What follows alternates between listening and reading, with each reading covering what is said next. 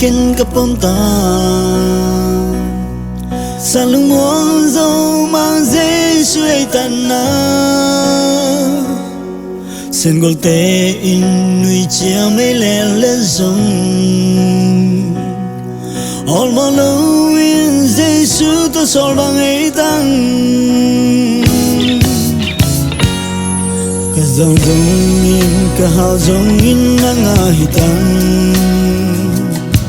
sim lei tung gel liang mai kai zong in mi ta sim mo pam pai kai phiêu zong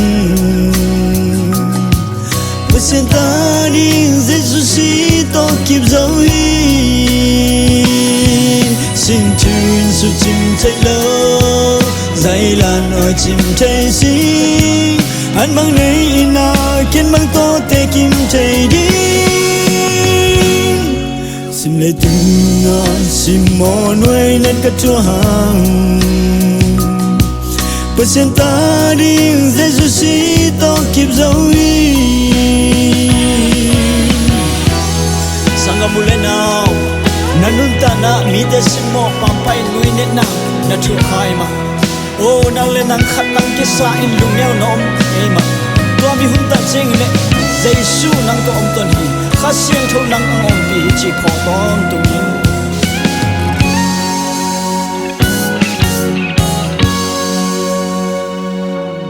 bang Jesu ang lai ken kapom ta salung muang dâu mang dễ suy tàn na sen gom fe in nguy treo mi le zong all my love in Giêsu to sol bang ấy tăng xin chuyên su chim chạy lơ dây lan mà chim chạy si anh mang ấy ina kiến mang to te kim chạy đi ka zong zong in ka hao zong in nga hitang sim lei tung gel liang mai kai zong in mi ta sim mo pam pai kai phiang zong pa sen ta đi Giêsu si to kịp dấu in xin chuyên su chim chạy lơ dây là nói chim chạy si anh mang này na kiến mang to te kim chạy đi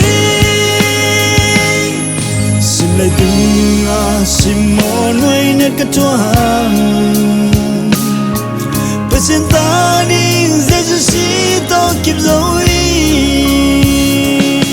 xin chuyên su chim chạy lơ dây là nói chim chạy si anh mang này na kiến mang to te kim chạy đi sim lei tung sim mò nuôi net cất chúa hàng và sen ta đi Giêsu si to kịp dấu in và sen ta đi Giêsu si to kịp dấu in